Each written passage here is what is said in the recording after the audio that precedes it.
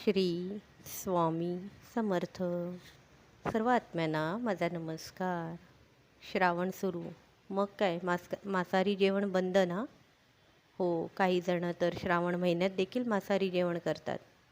तसं बघायला गेलं तर सगळेच दिवस महादेवाचे आहे, आपल्या स्वामी आईचे आहे.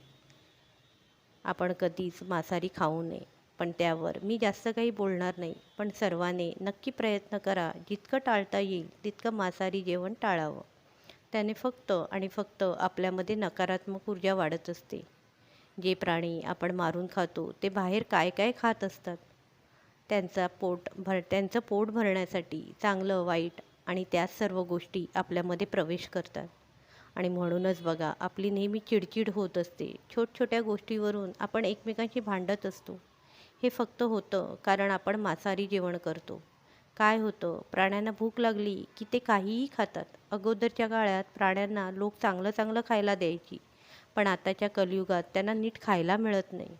म्हणून ते भूक भागवण्यासाठी काहीही म्हणजे घाण देखील खातात आणि ते सगळं त्यांच्यामुळे आपल्या पोटात जातं. म्हणूनच मांसाहारी टाळावं. पौष्टिक जेवण केल्याने आपलं आरोग्य सुदृढ राहतं. चांगले विचार, चांगलं राहणीमान, सकारात्मक ऊर्जा वाढते आणि आपला तणाव देखील कमी होतो. पौष्टिक खाल्ल्याने राग कमी येतो, चिडचिड कमी होते, आपण संतुलित राहतो. शाकाहारी जेवणाने खूप सकारात्मक फायदे होतात. तसंच मांसाहारी खाल्ल्याने आपल्याला तोटे होतात. म्हणूनच मांसाहारी टाळावं. आईची कृपा आपल्यावर होत असते आणि त्या कृपेला अधिक वाढवायचं असेल तर काही गोष्टींवर आपण ताबा मिळवलाच पाहिजे. तरच आयुष्यात यश मिळण्याची शक्यता वाढते. कधीच आवाक्याबाहेर जाऊन वागू नये. मनुष्यजन्म सार्थकी लागण्याकरिता खूप संघर्ष करावा लागतो, तेव्हाच आपण आपल्या ध्येयापर्यंत पोचतो. खडतर असला तरी सुखमय प्रवास आहे. हा मनुष्यजन्म लाभणे हीच सर्वात मोठी भाग्याची गोष्ट आहे. या जन्माचा लाभ घेऊन आपण आपली कर्म कशी चांगली घडतील ह्याकडे लक्ष दिलं पाहिजे. सतत मुखात नामस्मरण असल्याने आपण आपले भोग कमी करत असतो.